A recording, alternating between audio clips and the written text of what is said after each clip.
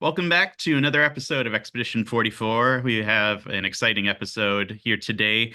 I'm really honored and excited to have Dr. Lucy Peppiatt on, and she is the principal at Westminster Theological Centre since 2013. She teaches courses on Christian doctrine in spiritual formation, holds a bachelor's degree in English and Theology, completed a Master's of Arts in Systematic Theology at King's College in London, has a PhD from the University of Otago in Dunedin, New Zealand, and her research interests are in Christ and the Spirit, Charismatic Theology, theological anthropology, discipleship, First Corinthians, and women in the Bible. Those last two are what we're talking about today. Lucy is a part of Crossnet Anglican Church in Bristol, which is led by her husband, Nick. And together they have 4 sons and 4 daughter-in-laws. And welcome to Expedition 44. We're so excited to have you on today. Thanks. Thanks for having me. Is there anything else that you would like to tell us about yourself? Maybe your faith, what you're doing right now? Yeah, oh gosh, I made a commitment to God when I was 23. So I was brought up in a lovely, gently Christian home, I would say, not evangelical, and very much we were left to make our own decisions, do our own thinking and reading, and I was really persuaded at that age that Jesus was true, and if he was true, then I understood that he had some claim on my life. And so that was a massive turning point for me, actually. And there was no way before that I would ever have imagined marrying someone who was a minister in the Church of England. But that was clearly the calling that God had on me. And then my husband and I have ministered together for all our marriage. And then when I got into my 30s, I felt called to study theology, and then ended up being an academic as well. So That's awesome. Yeah, yeah. I love it that you and your husband are doing ministry together. It's really close to Yeah. my heart. My wife and I do ministry together, and Ryan and his wife do ministry together. So it's just it's really cool when I think couples minister together, and it's really powerful. Yeah, Yeah. definitely. But today we have you on to talk about your book, specifically your book, Women and Worship at Corinth. I also have some of your other books here. You followed up that book with, I guess, a more approachable version, Unveiling Paul's Yes. Women. And I also have your Rediscovering Scripture's View of Women. Also, all 3 of those books, amazing. But today we're specifically going to really talk about head coverings and the text of 1 Corinthians 11, verses 2 to 16. We're going to kind of zoom in there. Now, I've listened to quite a few of your podcast interviews you've been on, and you've talked about when you teach this in a classroom, you will have the students read the text a couple times, write down what they see as all the difficulties in it. And I really like that approach. And I kind of did that myself before we've had this interview today. And I came up with probably about 15 things that I find difficult. In fact, Matt, I was even going to just jump in here. So this book was written in 15, and since then, in the last 3 years, Matt and I did a section for Expedition 44 that our watchers, listeners are very familiar with. It was, let's see, a 5-part series on the role of women in the church, and we went largely off of some of the things that you wrote. And I mean, I think altogether, most of those videos were in the 25, 30,000 views each. And so, a lot of the things that we were kind of touching with, you really dive into. And I kind of wanted to just take a moment, and we've said your name on this podcast and YouTube channel before, but I just kind of wanted to take a step back. And sometimes people don't quite recognize the connections over the years, and first just say that, like, if you've watched that series, or maybe our interview with Dr. Payne and some of that kind of stuff, you're gonna be familiar with where we're going today. But if you haven't read it, we have a listing on our website of kind of must read books, and I just want to start out by saying, like, we consider this a must read book. So thank you for your work. Thank you. Thanks so much. So kind of coming back to like writing down these difficulties in the text, I think that we were talking a little bit before we hit record today about like the permission to ask questions about the text, right? Yeah. Sometimes, like, especially kind of in our evangelical upbringing, we might think that if you ask questions about the text, if you don't understand it, there must be something deficient in yourself. Mm. And could you speak a little bit to that? Because you were talking about it a little bit before the program, and I think that it's really important for our audience to hear. Mm. Yes, let me think of it from a slightly different approach of just not 1 Corinthians 11 for a second. I'm reading Judges at the moment, and I'm finding it really quite traumatic. Reading it again. I've read Judges a number of times, and I'm working my way through the Old Testament again in a particular way, and so I've got to Judges. And I'm watching the news and reading about all sorts of horrific things that are going on in the world, and the behavior of some of the men in the world towards women. And I'm reading Judges, and I feel that Judges is an indictment on the behavior of men. You read it and you think, this is not the author approving of everything that goes on here, and in fact it's mostly the opposite. It's mostly a picture painted for you of the depravity of humanity, of what will happen when there's no king, when there's no sense of following God, when idol worship grips the hearts of men. And the offshoot of it is the horrific abuse of women, violence, tribal warfare, destruction, all these things. And I think that when I first came into the evangelical church in many years ago now, 35 years ago, I remember feeling this sort of pressure coming from almost just the air that I breathed, that if it was in the Bible, it must be telling you something good about God, right? If it's in the Bible, there must be a good message there. And so for all that Samson was, a fool and worse, and also, highly violent man himself, he's a hero. So, and David's a hero, and there are all these people who are heroes, and Abraham's a hero, despite the fact that he threw his wife under a bus, because he was frightened. And the thing is that they are heroes, but they're earthly, fleshly, flawed heroes. And what I want to get to is that we're able to read the Bible saying that. Now, if we can say that and understand that principle, and not idealize a character or a depiction in the Bible just because it's in the Bible, because I don't think that's what the author's meant us to do. Right. Mm-hmm.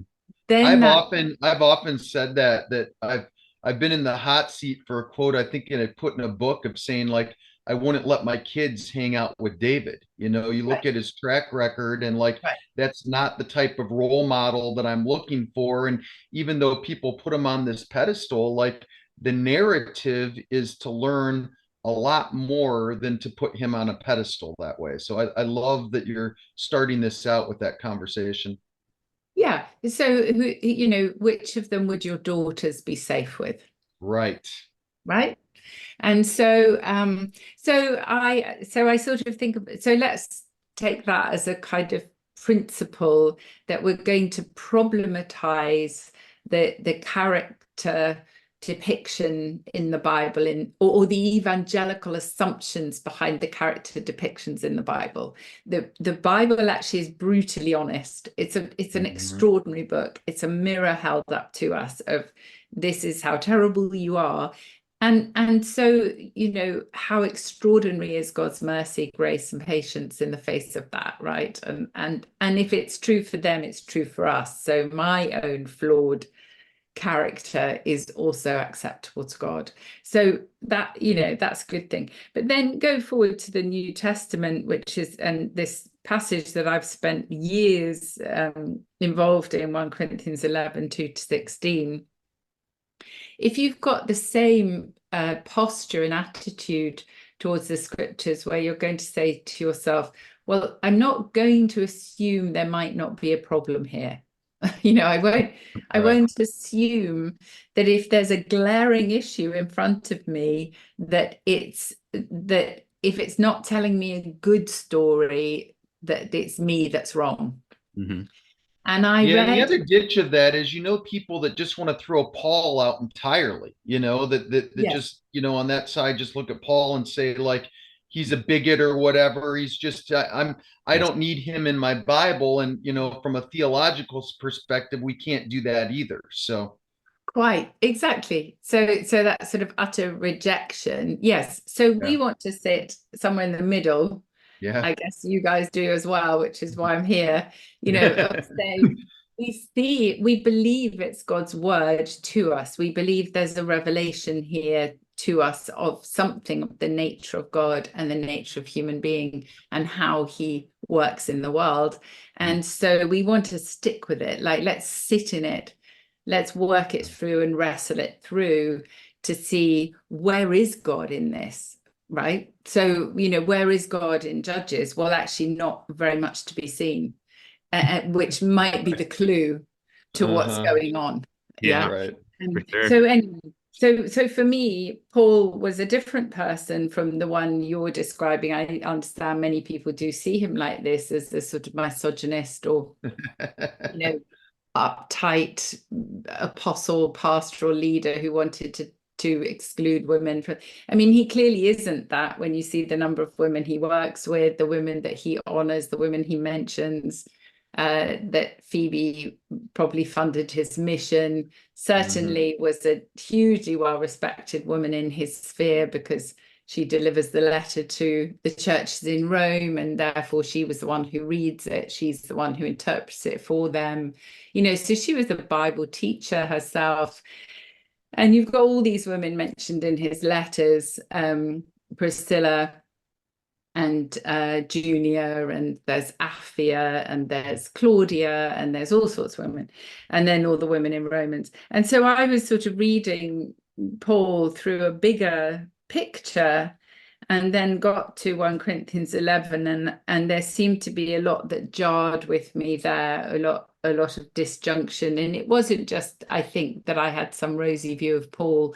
It was that it was a genuine dissonance between what you see in other letters and what you find here. And so I was really interested, Matt, that you did your own questions of, you read it through and you asked all these questions that were very similar to the questions that I had asked when I read it. That's good. Encouraging. We're seeing the same things pop out. Yeah. Maybe I'll just read a few of the ones that I had, and then I would love it if you would just, after that, maybe just lead us through a Bible study on 1 Corinthians 11 here, and just kind of show us, like, maybe some better ways to maybe answer some of these questions, or basically see that some of these things aren't contradictory. So here's some of the things I asked is, like, what does it mean for a man to be the head of a woman if Christ is the head of a man and God is the head of Christ? So also, if you know a little Greek, the word for man and the word for husband are the same word. So is it talking about husbands or is it talking about men? Then it asks, why is a man dishonored? Why does a man dishonor his own head if he prays and prophesies with his head covered? And obviously, if you look back, that head is Christ. By having his head covered, how does that dishonor Jesus? Why does a woman praying or prophesying dishonor her own head if it's uncovered? And is her head a specific man, or is it all men in general, or is, like, those are just some of the questions. Verse 7 talks about woman being the glory of man, but not God. And a man was not created for woman, but woman for man. This seems to kind of go against Genesis chapter 2, in my opinion. Verse 10, some translations talk about having a symbol of authority on a woman's head. What does that mean, I guess? And is it even in the text? Some people, if you look at the manuscripts, it's kind of debated what that means. Paul seems to contradict himself in verse 11 and 12, and then he seems to be correcting himself from verse 7. It seems like verse 7 and verse 11 and 12 don't agree with one another. They seem to be direct contradictions when you read the text side by side. Paul never uses the word authority here in 2 Corinthians or 1 Corinthians, but he does use it mutually in 1 Corinthians 7. So I found that interesting, that they often make this text about men's authority over women, but the word authority is never mentioned in the text. So is hair something cultural in Corinth? Didn't Paul take like a Nazarene vow, and wouldn't that have been seen? Nazarene vow, you had to have long hair. So those are just some of them. I listed a few more, but I'll kind of pass this over to you, and maybe we can talk through like some of these things, because really some have said that this is some of the most confusing like pericopes in Scripture. And so why don't you kind of walk us through maybe your history of getting involved in this text, and then walk us through the text. Great, thanks. Yes, I rather foolishly thought that I could set aside about 3 or 4 days to research 1 Corinthians 11, 2-16 in response to some questions from students. What do you think about Paul's views on women, or something like that? And I thought, well, I'll start with 1 Corinthians 11 because I know it's tricky. And I'm sure I could just read Gordon Fee again, and I'm sure because I had read, I'd read Gordon Fee before, and I think I sort of believe I thought that solved some issues, but then when I went back to have a look at it again, I actually didn't go to a commentary to start with. I just sort of sat with the text a bit, and I think what happened, what you've just articulated, Matt, began to sort of bubble in my head. I was reading, I thought, oh, I'd like to know the answer to those. So then I did start to explore one commentary after another, and encountered multiple scholars saying quite candidly and not and humbly, we don't really know. So there are many answers to those questions, or many responses to those questions are just hypotheses. They're not cut and dried. They're not people able to say, oh, this is exactly, I know the answer to this, I can answer that question. So really what I was coming across again and again and again was yet another example of somebody speculating, oh, well, I think it means this, or I guess it means this because of this and this and this. And so the more I dug into it, the more I thought, I know, but actually if I don't accept your first premise, then I'm going to struggle to accept all the others. And so what I realized was that what most scholars were doing was imagining that there was a problem with the women in Corinth. And the reason they were thinking that was because it seems on a surface reading, if you didn't dig into the questions that you've just outlined for us, and there are many more, actually, you stopped at it without finishing your list, and there are more that you could have raised. So rather than sitting down and answering all those questions, what I realized that a lot of scholars did was to say, oh, clearly Paul has an issue with women here, because this is something, it has this feeling about it that he's trying to sort of discipline them, I think. Would that be fair to say? You know, that there seems to be some kind of disciplinary procedure going on here, where he's telling them that they need to do something in order to be acceptable, right? That's how I would have summed it up if someone had told me. Yeah. To sum it. And then I would say, okay, so what's the disciplinary issue here? It seems to be that they've got their heads uncovered, so they don't have a covering on their head. So that seems to be a disciplinary issue, and he seems to be addressing it. And so then scholars would say, well, why would they be doing that? So why would they be taking their head coverings off if they thought that if someone had explained to them, you know, this is not acceptable, you know, here. So like I went to a Pentecostal church in Mexico one year.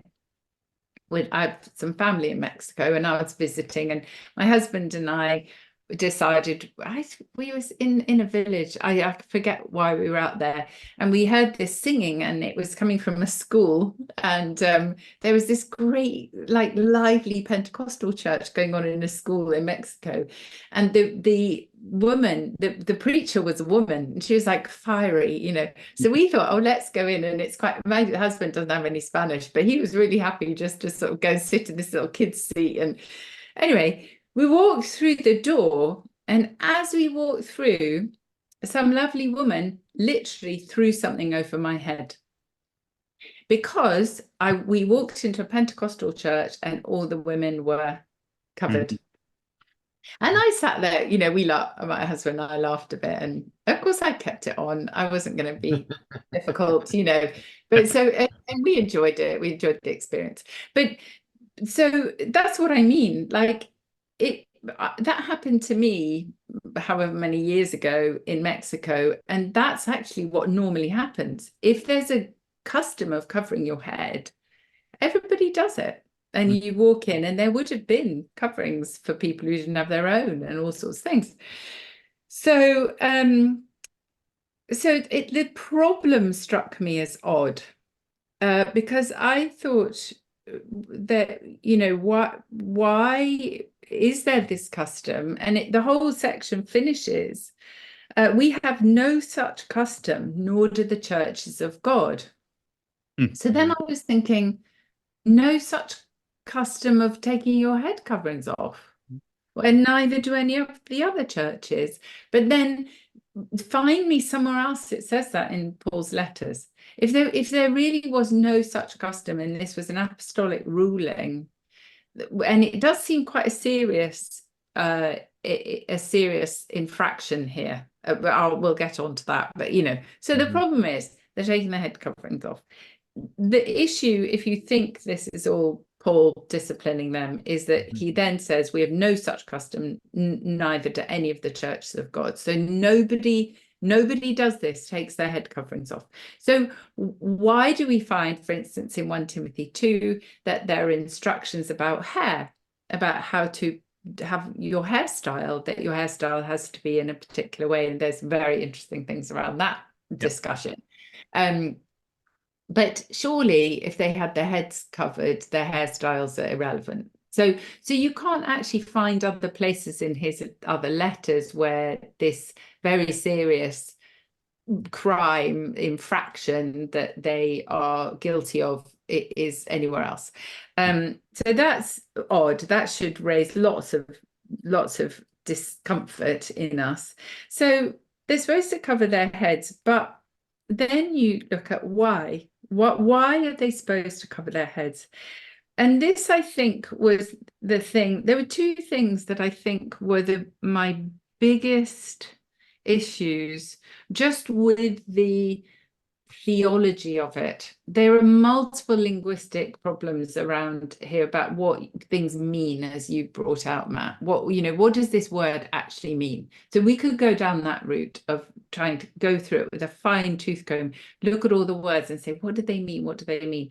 And you would see lots of problems there. Mhm.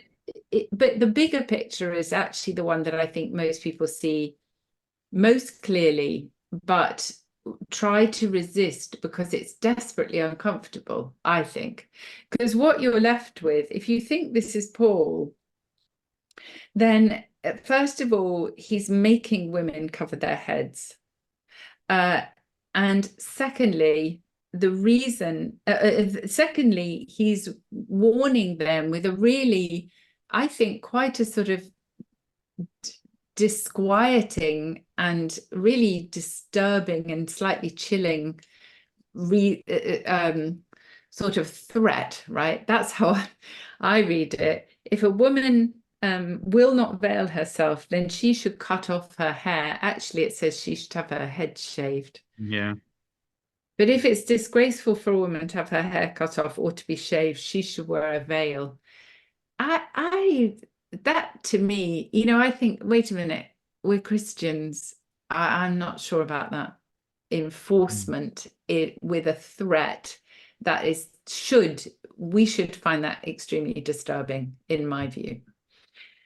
The third thing, the first is what they're being made to do. The second is the threat, which is not issued against the men. So the men, so a lot of scholars will try and portray this passage as if there's a sort of mutuality, that but he's saying to the men that, they shouldn't cover their heads. So like he's saying to the men, don't do this, saying to the women, don't do that. But the fact is that it's the women who are the villains here, because it's the women who, if they do not comply, have some kind of punishment inflicted upon them, whereas the men don't, So that seems like a classic scenario here. But is it Paul? That's the question. Yeah. Is it Paul? That's what I kept thinking. Is this Paul? Is this Paul? So, and then my final point, and we can talk about a few things after that, is just that the reason that he gives, and it's very clear the reason he gives. And I think, again, I found scholars often wanting to explain away the injunction to wear a head covering for the women as cultural. Well, it's a cultural thing. Everyone knows that, in the Middle East and still today, and still in India and many other countries, and like in Mexico, Pentecostal church, women have head coverings when they come to worship. But he doesn't say don't do it because the people around you will be offended if they think that you are flouting cultural mores. He doesn't say that. Mm-hmm. And in others of his letters, so for instance, in 1 Timothy and 2 Timothy, there is this sense, and also, I'm just going to say that I think Paul wrote 1 and 2 Timothy, so we'll just clear that one out of the way. I agree with you. I think they're his letters. And there is this sense in those letters, in the pastorals, of lead a quiet life so that you can just get on with preaching the gospel and don't upset people. And so he could have easily have said that here. Mm-hmm. He could have said, look, I know we're Christians and we have the freedom to do whatever we want. Like he says in 1 Corinthians 9, you are free. But it's not the same message here. He's not saying, oh, look, we all know, ladies, you're free to wear a head covering or not. But what I'm advising you is wear your head covering so that you will reach the culture around you. Now, many scholars say, oh, that's the message behind the text, right? I have a problem with that because he says in the text why you should wear a head covering, and the reason he gives is theological. It's not cultural. And he gives it very clearly in verses 7, 8, 9, and 10. So he says, for a man ought not to have his head veiled, since he is the image and glory of God, but woman is the glory of man. Indeed, man was not made from woman, but woman from man. Neither was man created for the sake of woman, but woman for the sake of man. So he sets up, first of all, gives you a theological picture, and then he says, for this reason. For this reason. I sort of think, I don't think it can be clearer. Can it be clearer? That he's saying, and I'll give you the reason. And the reason is that man is the glory of God and woman is the glory of man. So that, and you think about, and you know, man wasn't made for woman and woman wasn't made for, and you just think, no, but they were made for each other. Yeah. They absolutely 100% were made for each other. This is flesh of my flesh and bone of my bone, and a man shall leave his family and cling to his wife, and they shall become one flesh. And you just think there couldn't be a clearer theology of uniting the unitive nature of marriage than we get in Genesis 1 and 2. And even if you don't see it through the lens of a marriage, which I know people don't, and I find that very interesting, and actually I think there's a lot in that argument, then that opens up the idea that every man and every woman are made for some kind of complementary relationship, be it marriage or friendship. Yeah. And so you think, well, that's amazing. We can get that out of Genesis 1 and 2. And then Paul's pulling the rug out from under us here. And not only that, is he pulling the rug out from under us, saying that, oh, sorry, you women, you know, the men weren't made for you. You were made for them. They're not dependent on you. You're dependent on them. So this like crazily unequal relationship between men and women, and that they are God's glory, you are not, and for this reason you have to have a head covering. Yeah, it goes completely against Genesis 2. I mean, the whole Ezer Kenegdo, like Ezer was used all throughout the Old Testament as like God being Israel's ally or their defender. I mean, it seems like woman was made for man or man, like woman, like is there to do something, you know? Yes. Not just like what Paul seems to be saying here. They're both dependent on each other. And then, so just to sort of, and then I think it's interesting, Matt, that you see a contradiction from verse 11 onwards. I also felt that. So I was reading a lot of scholars who said, oh, it's not a contradiction. It's like two lenses on the same issue. So one lens is that, you know, man is the glory of God. Woman is dependent on man. Woman was made for man. And then he sort of tempers that, or gives you a different perspective by then saying, nevertheless, in the Lord, woman is not independent of man, or man independent of woman. For just as woman came from man, so man comes through woman, but all things come from God. Whereas I got to verse 11 and read that verse 11 and 12, read those two, and I thought, oh, well, that completely overturns. Yeah, it's the complete opposite. Yeah. So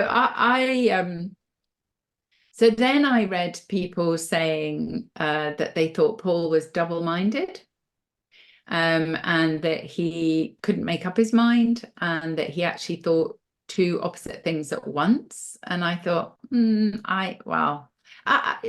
so then you get to very, very personal preferences in your interpretation.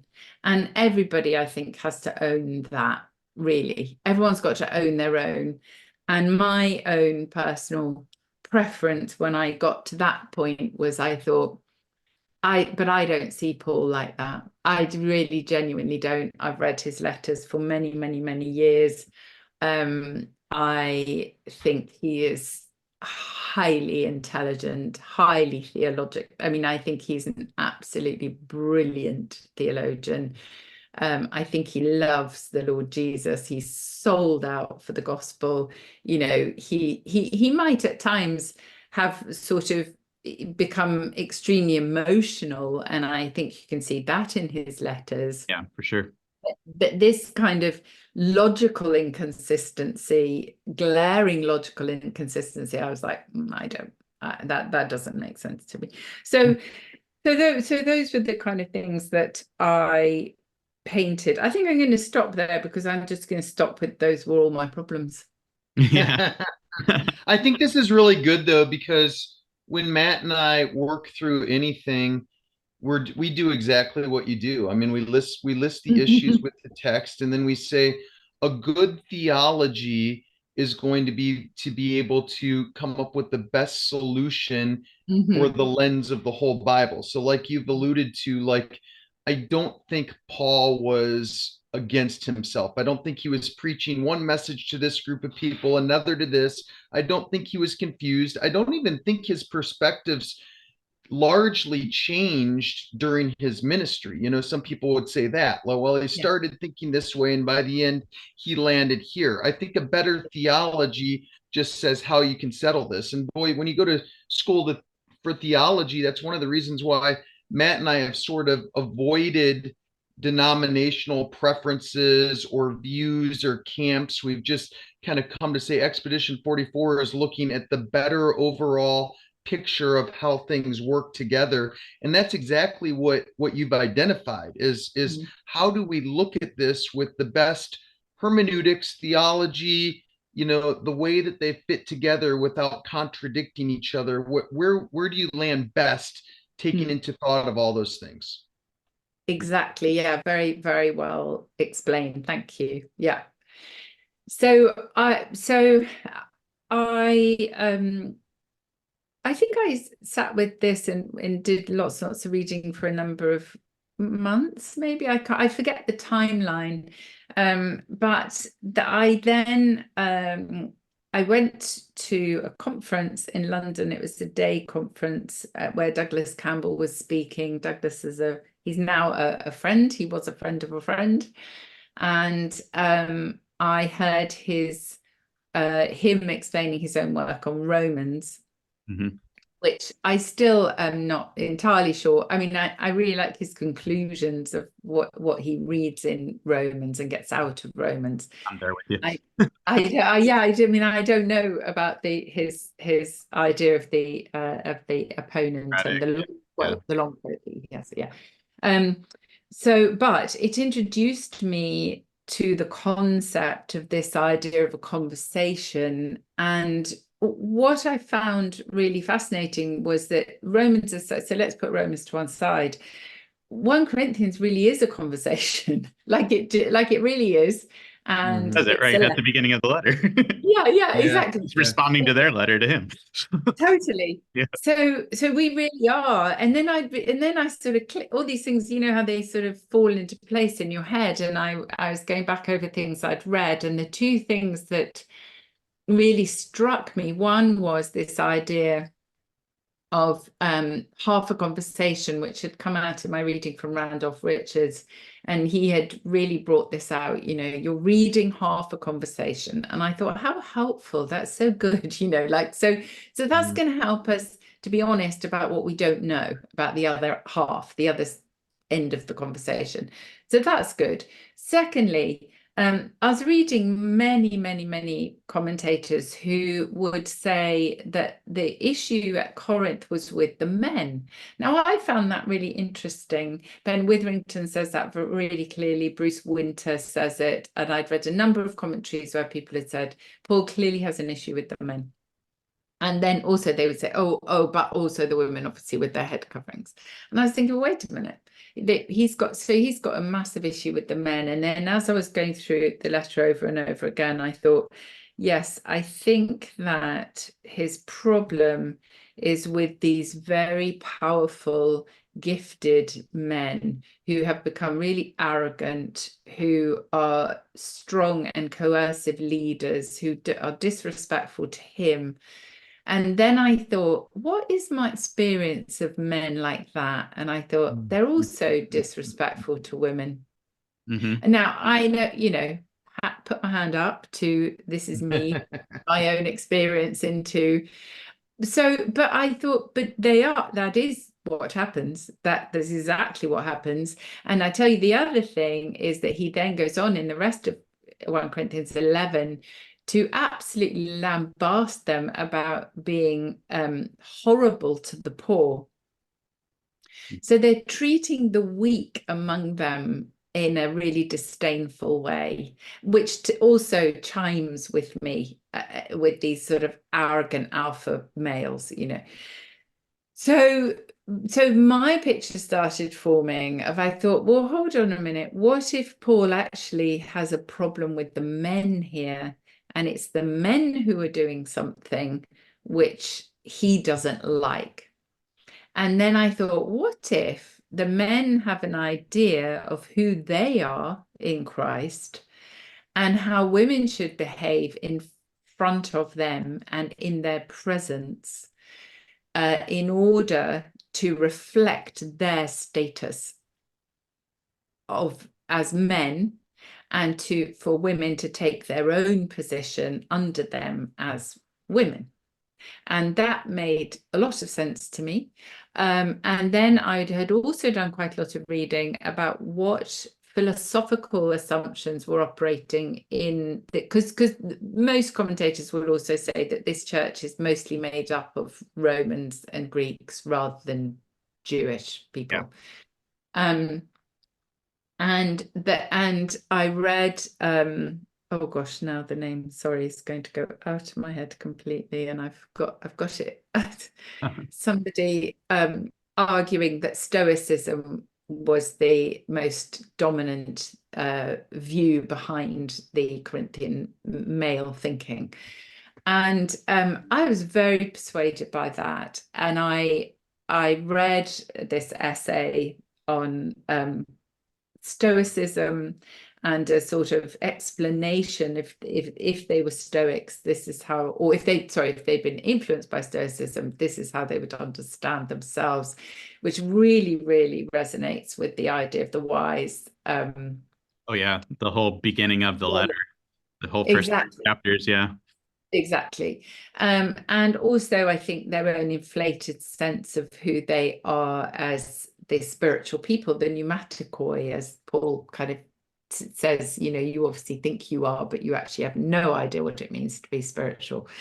And anyway, so lots of things fell into place for me, to starting with the idea of, if this is a conversation, might Paul be talking with them, but also sort of citing what they think and then refuting it, which he does throughout the letter in different ways. So we're all used to the idea that there are quotation marks in 1 Corinthians which come up in chapter 8 and chapter 10 and in various places. But what people kind of lose sight of is the fact that if you come across a verse in quotation marks in 1 Corinthians, like I've just found in my Bible, this is the NRSV. If you look at chapter 8, it's got a number of verses in quotation marks, actually. All of us possess knowledge, they've put in quotation marks. No idol in the world really exists.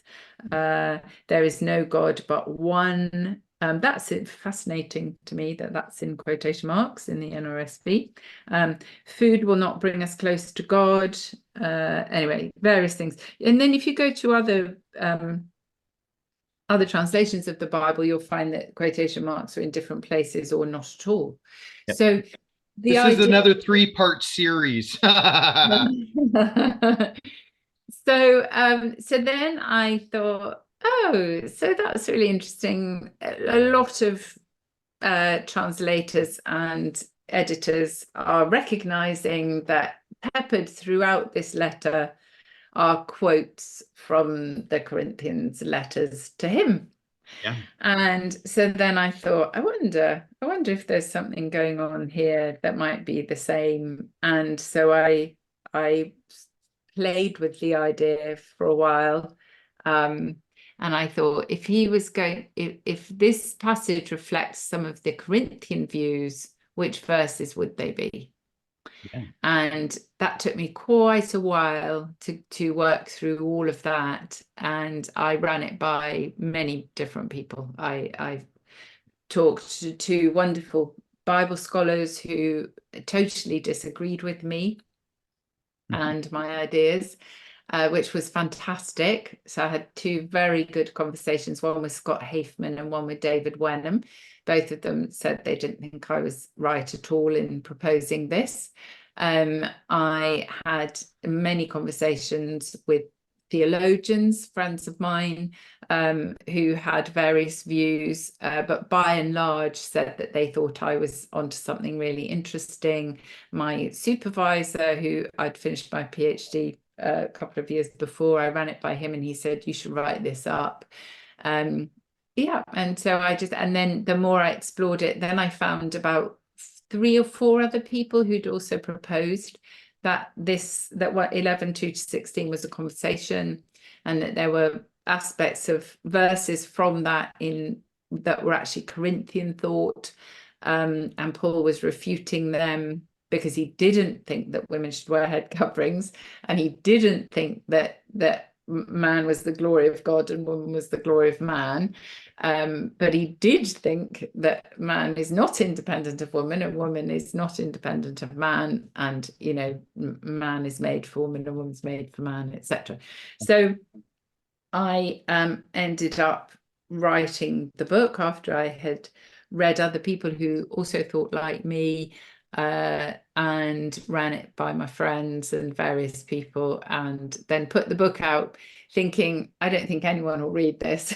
I just did. I mean, I just thought, do you know what? If I just write this for myself and my students, I'm really happy, because what I wanted to do, I think more than anything else, was not particularly to say, oh, I think I've cracked all the problems in 1 Corinthians 11:2-16. I don't think I have. But what I wanted to do was to highlight the fact that other people haven't, and to say, we as readers need to make proper decisions about this text, because it has been used to oppress and abuse women so badly for centuries that either we need to say we don't and will never understand it, or we need to say Paul is wrong here, which you won't get. I don't think you'll get any evangelical saying that.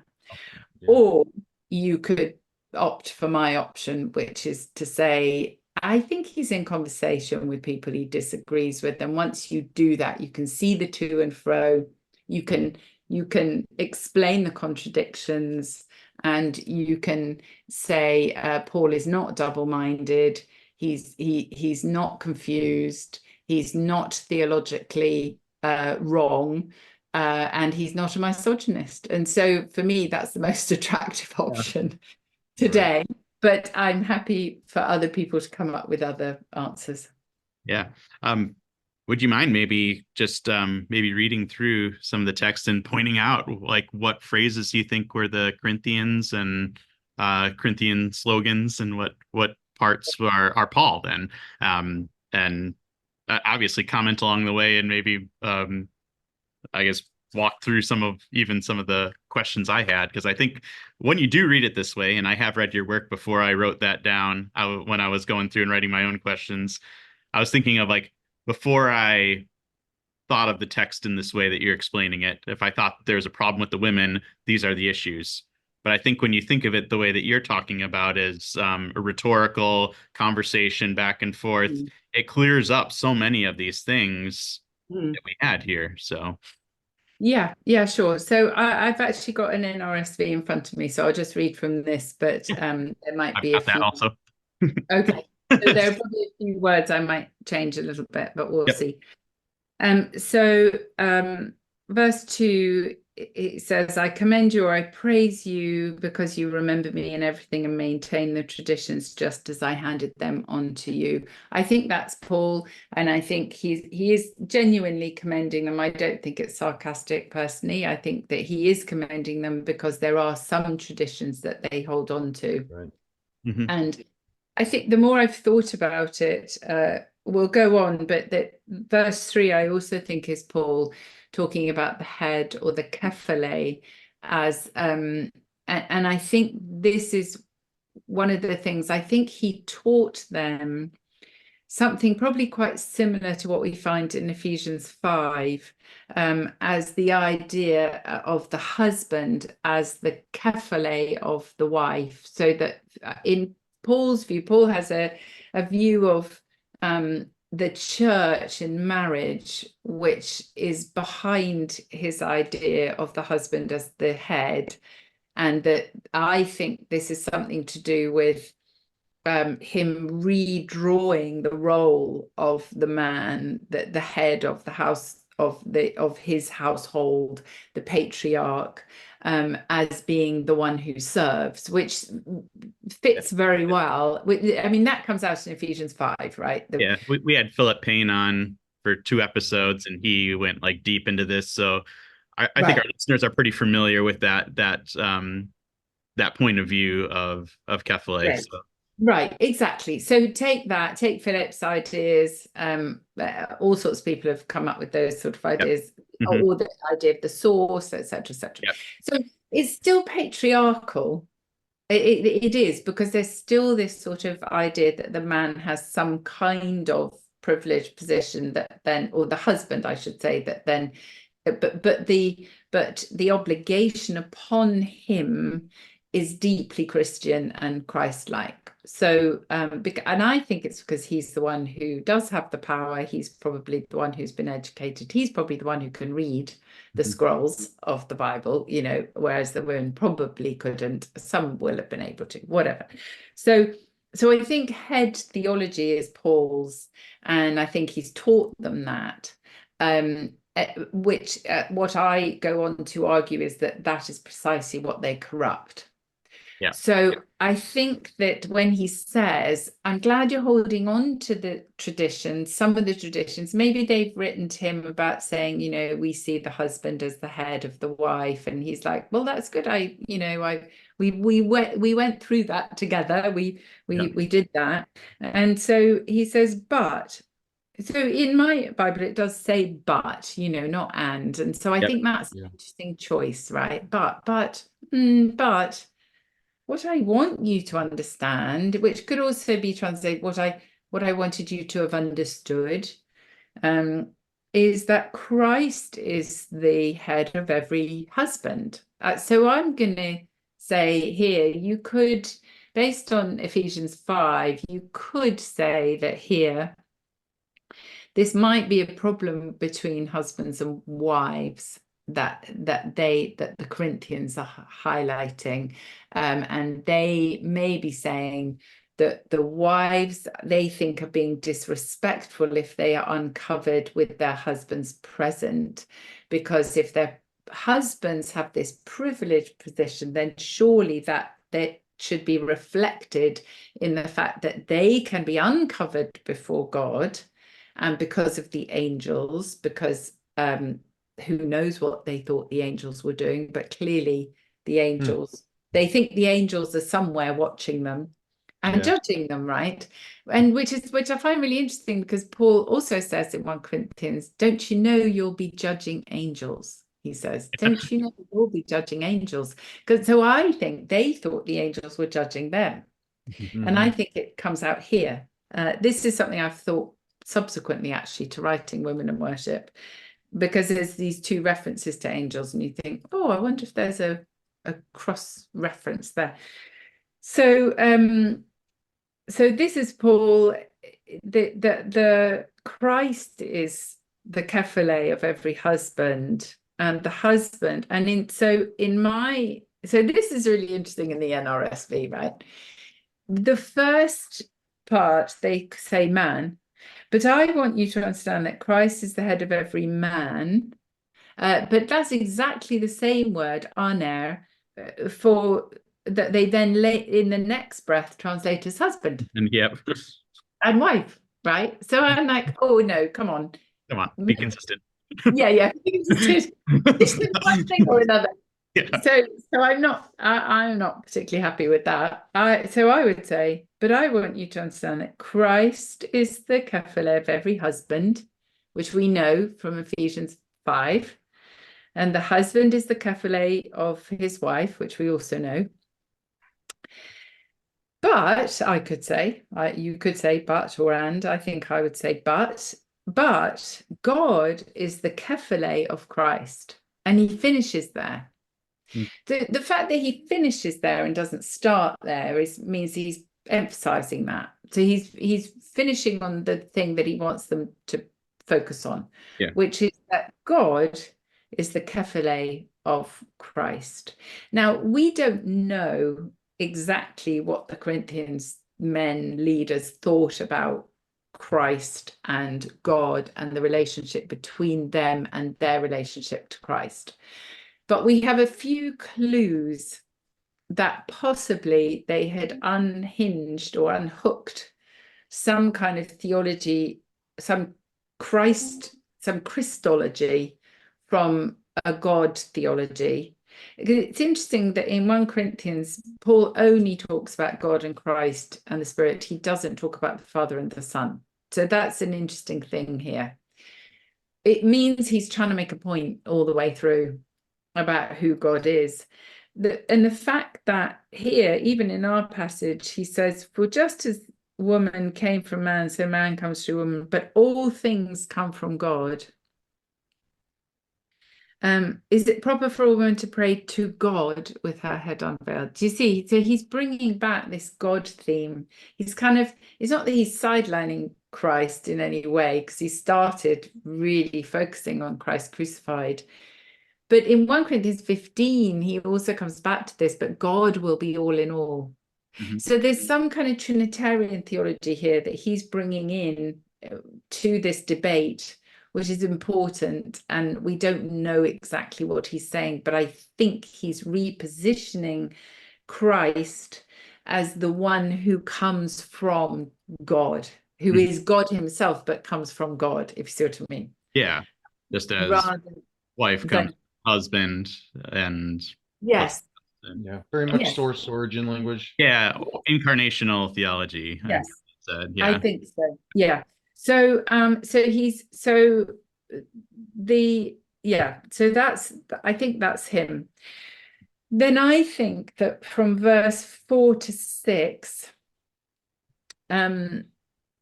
is 4 to 6 is so 4 and 5 is the Corinthian proposal that they have told him, this is what we're doing. Any man who prays or prophesies with something on his head disgraces his head, but any woman who prays or prophesies with her head unveiled disgraces her head. It is one and the same thing as having her head shaved. So if Paul is saying, sorry, can you just explain to me what, I've heard from Chloe's people that you've implemented certain practices here, and I don't think that I really agree with them, but can you just explain to me what you're doing? That, so imagine this is the conversation, and they go, yeah, of course we'll explain to you. So this is what we've decided, is that the men have to be unveiled and the women have to be veiled, because it's terrible for a woman to come into our presence without a veil on. She may as well come in with her shaved head, because she's behaving like a prostitute. So if she's behaving like a prostitute, you may as well treat her like one. And that, I think, so Paul, excuse the pun, is uncovering the issue behind what they're doing. Yeah, I think he's got them to tell him, and now he's replying to them saying, look, you say this. And then I personally think verse 6 I feel it's a reductio ad absurdum. So they've said it's one and the same thing as having her head shaved. It's that serious, right? It's that serious. If she comes in with her head uncovered, It's like she's coming in looking like a prostitute, or so shameful. It's so shameful. We can't bear it. We can't have that in our midst. Verse 6 then says, For if a woman will not veil herself, then she should cut off her hair or have her head shaved. For it's disgraceful for a woman to have her hair cut off or to be shaved. She should wear a veil. It then makes sense. If you put that back into Paul's mouth or pen, it then repositions that verse, that rather than being the threat that will happen to the woman if she doesn't do that, it's Paul saying to them, what on earth are you talking about? Right. If you were going to do something as serious as that, then if she walks in without a veil, you may as well shave her head. You know, if you're going to shame her, that's what you're doing. Yeah. It's tantamount to that. So that's personally, I think, is his kind of rejoinder to them. Yeah. And then you bring out the point of the temple prostitutes, but there's also that thing going back to if they caught a woman in adultery, it was said that her head was shaved right away. And I think that kind of gives a better picture of the shame that would have come with that culture. You know, I sometimes when I think of temple prostitutes, I think, well, they chose that, you know, but it's kind of a light being shown on it a little bit. Right. Yes. So the actual punishment of shaving a head is right. Yes. Thanks for highlighting that, because that's more what I'm thinking of. Yeah. So and then verse 7 to 10, I put in quotation marks, and that to me, I suppose in a funny way, I think that was more important to me because it's such terrible theology. Yeah. And so I was more disturbed. I mean, I was disturbed by the idea that Paul would force women to wear head coverings on pain of having their heads shaved. That was very deeply troubling to me. But in a funny way, as a theologian, more troubling that he also would have had these bizarre reasons for that. You know, and so I thought, but he was a scholar, you know, he's a Jewish scholar who was taught by Gamaliel, and has he really let go of his roots like that? Theology now contradicts scripture. So, this drastic way. And so, but then if you think of it in terms of these Corinthian men, it makes perfect sense that not only had they got this practice, but that they then have this fabricated theological foundation for enforcing it, and that would be so. And then I was thinking, yeah, gosh, if you were a woman in their congregation, that would be highly compelling, wouldn't it? You know, if you're under their authority, they're gifted preachers and leaders, they're highly prophetic, they do hear from God. We all know that people who have issues and flawed leadership can also be highly prophetic and very powerful people. And they are teaching you, as the younger wives or the older wives or the new converts, that as a Christian woman, this is your relationship to your husband, and you must have a veil on when you come to worship, because the angels are watching, and your husband is the glory of God, and you are his glory, and therefore cover your head. And that's seemly and right, and God will be pleased with you. And I would imagine that the women would be covering their heads. And I think that Paul, I think some of them probably had a disquiet over this. They started muttering and going to Chloe and telling her that they weren't happy and they were being forced to do this. And I think they'd all got back to Paul, and he decided to take it on because he thought, we have no such custom. That's what he says. We have no such custom. Yeah. Exactly. And your theology is off. You know, it's not just that we have no such custom, but that's not what we think about men and women. We don't think that.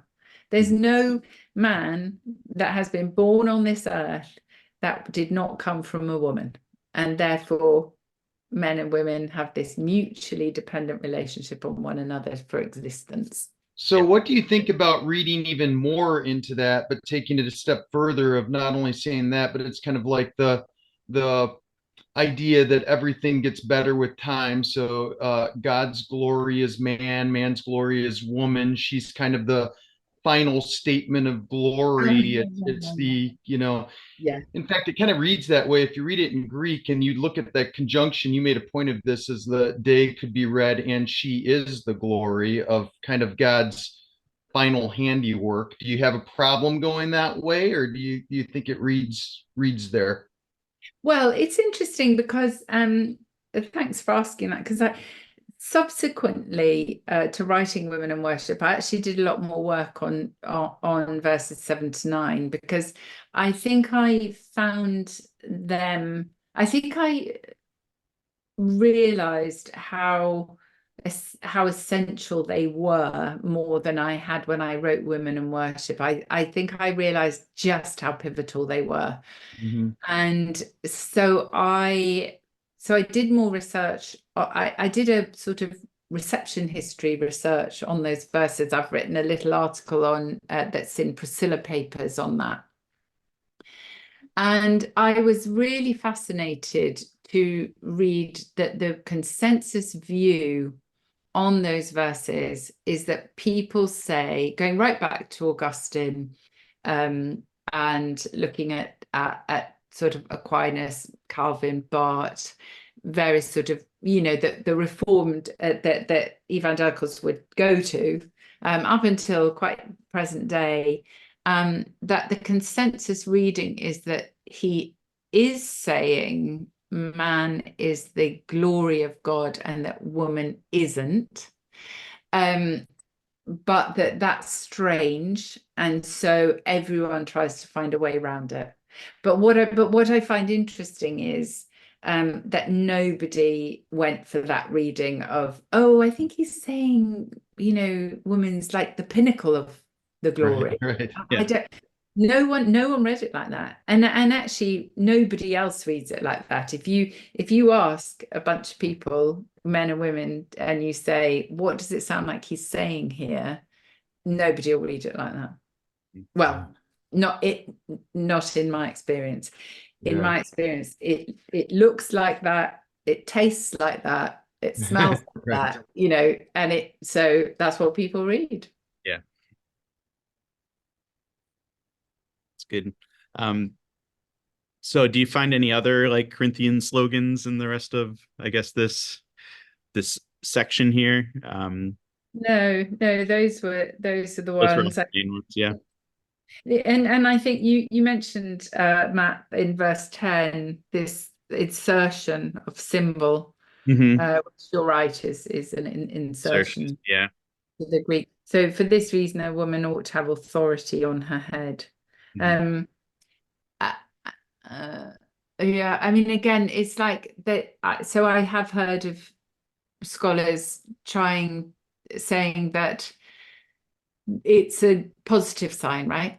It's a Cynthia Westfall is one of them, right? Yeah. I think so. Yeah, Cynthia Westfall, I believe she takes that Paul is trying to get the women to veil, but it comes to the same conclusions as you, is that it's an equalizing factor in the congregations.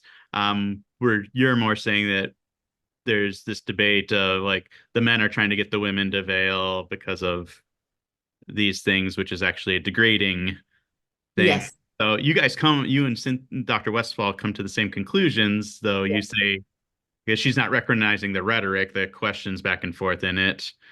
You guys come to the same conclusions of like Paul isn't being misogynistic here. Yes. So you're both coming to the same conclusion, but just disagreeing on whether it's veiling or unveiling. And I did take that interpretation, like Cynthia's interpretation, for quite a while, and I've even taught it. But since restudying your work, I'm more convinced of your argument. Like when it comes to the rhetorical stuff. So yeah, change your mind here. Give us a little thought on that. Yeah. So the thing that changed my mind was really the rhetorical stuff, and it was after reading, like you said, a bunch of Dr. Campbell's work. And then looking at that, and then rereading myself, First Corinthians, and studying Romans a lot myself. A lot of my doctoral dissertation was done on Romans, and looking at the quotations also, back and forth between the audiences. And Dr. Scott McKnight brings that out as well, between the weak and the strong, and Paul's quoting both sides of that there. And so there's this rhetorical conversation. So Paul continually does this in like almost all of his letters. Like, why wouldn't he be doing it throughout First Corinthians? So when it came to this, asking the questions about why does this contradict this verse to this verse, like, Paul isn't known for contradicting himself. And when it looks like a contradiction, it's usually a quotation. And so that's really what changed my mind. And reading your argument, like, shored it up that, yeah, I'm like, I can't see it any other way now.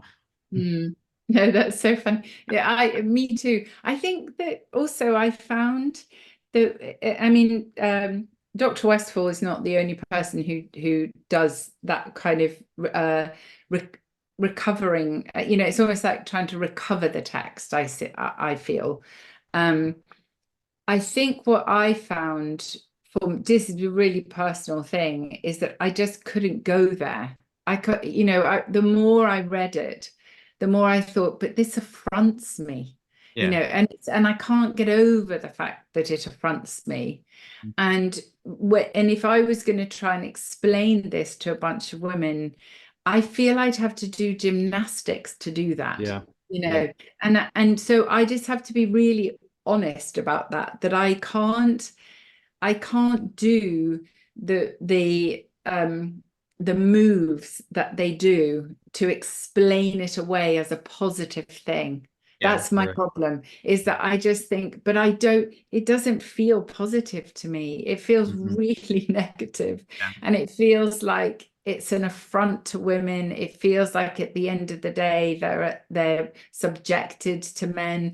It feels like, so one of the things that I wrote my article on later was the idea of the sublimation of women, which I got from Mark Cortez's book.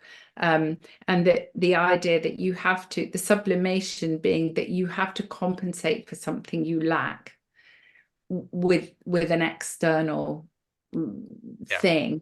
And I thought that's exactly what's happening. It's like the women lack what they need to come into the presence of God from their own natures. And because they lack that, they have to supplement that by putting something over them in order to make them acceptable. And I thought that's not acceptable as a Christian narrative. It seems like Paul argues against that, like what, verse 14, 15? Where he's talking about hair. The hair is her glory. It shouldn't be covered. Exactly. That whole thing. And so that's the verse that got me thinking of. I don't think Dr. Westphal is exactly right. If those are Paul's words, then he's talking about the hair is her glory rather than having to veil it. That he's talking about uncovering here.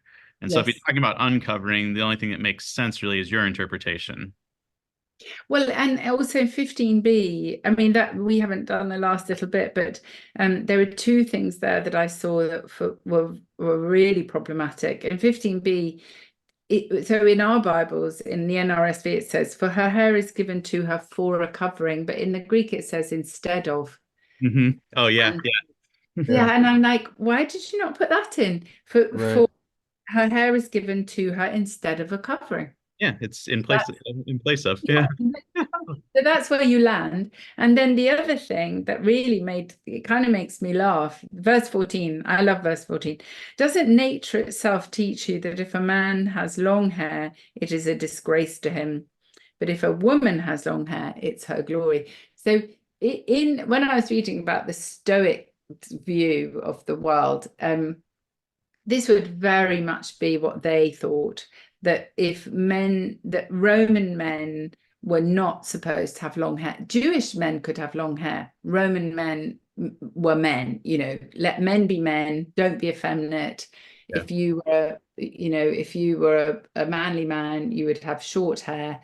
and you wouldn't want to be effeminate. And so, when I was reading that, I thought, but wait a minute, that's definitely not what Paul thinks. Doesn't nature itself teach you that if a man has long hair, it's a disgrace to him? Because he had long hair in Corinth. He takes a vow. It says in Acts 18:18, he shaved his head when he left Corinth because he had taken a vow. So most people think that he took a Nazirite vow when he went to Corinth. He was there for 18 months. 18 months of hair growth would make hair longer than mine. Half an inch a month. Yeah. It would have come down to his shoulders. Mm-hmm. And so I personally think that they thought he was a disgrace with his long hair. But I think they were embarrassed by him, and that probably a number of times while he was there had said, Paul, for heaven's sake, cut your hair, mate. You know, what are you doing? That comes out a lot in 2 Corinthians. I mean, it's a disgrace. It's a disgrace for you to have long hair.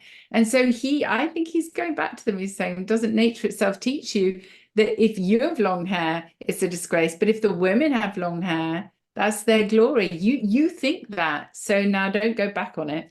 Yeah. So that's just my view. Putting their feet to the fire. Yeah. Yeah. Be consistent with their theology. And but this is great. Thank you so much for walking us through all that. I think also, like, the other interesting thing is they're talking about, like, in order for her to pray and prophesy, you have to have your head covered. How do you connect that? Because you talk a little bit about 1 Corinthians 14 when it talks about women being silent, but here that would contradict this also. So do you think that, I know we talked with Philip Payne, who thinks that the verse 34 and 35 in 1 Corinthians 14, I think it is an interpolation. Yeah.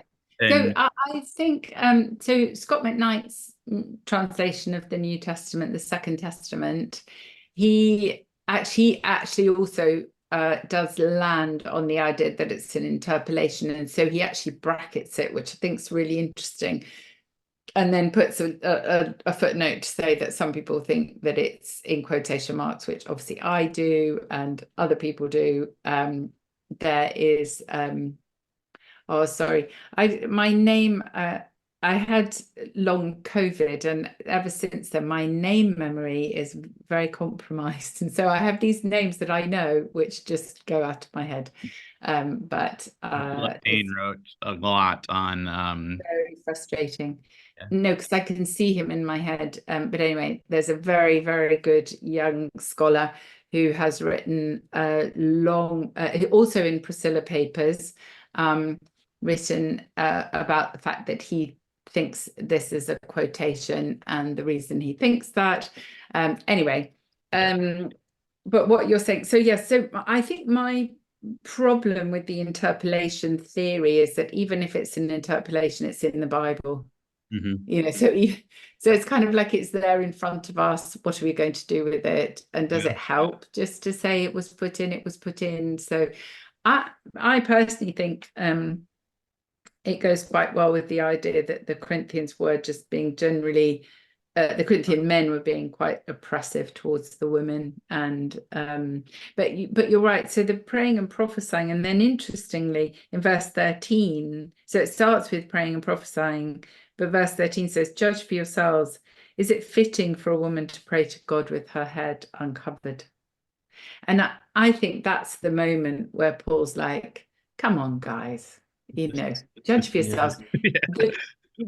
Whenever he says judge for yourselves, he's challenging them, you know. So this is a challenge. It's a rhetorical question, which he's going to then answer, which he does answer by saying they've got their hairs given to them instead of a covering. And when you put it like that, it's so stark, you know. Is it fitting for a woman to pray to God with her head uncovered? Of course it is fitting. It's like, of course it's fitting.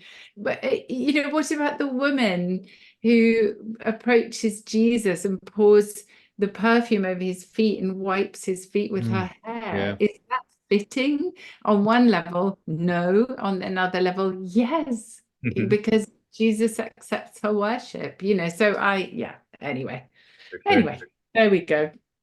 This is great. Thank you so much for this. I guess one last question before I guess we let you go. We want to respect your time. Um, what would you want the church really to take away from like this whole conversation, this book, about how would you like them to change, I guess, their perspective, their practice of inclusion in women in worship, women in ministry? Yeah, thanks for asking that. I think what I'd really want, having spent so many years immersed in this text and also understanding how however you read it, how it's been misused, because whatever you think about this text, it cannot possibly bear the weight of the kind of the way it's used as a foundation to convince men that your place is this in the church and women, your place is that, with that you have to be under a male authority, and you have to have some kind of covering. That's how it's used, right? It can't bear that weight. It doesn't. It's not saying that we've just gone through, over an hour looking at it to show you how that is a highly problematic reading of this text. Yeah. And I think what I'd like people to go away with is understanding that the very, very few verses that we have in the New Testament in relation to the church and men and women and God, really on their own, in weighted against the canon, the whole of Scripture, the whole of how men and women through the ages have received that Scripture and gone ahead and ministered to God and within the church absolutely fully equally. And there's a long history of men and women doing that together for 2,000 years, despite denominations being, ignoring that.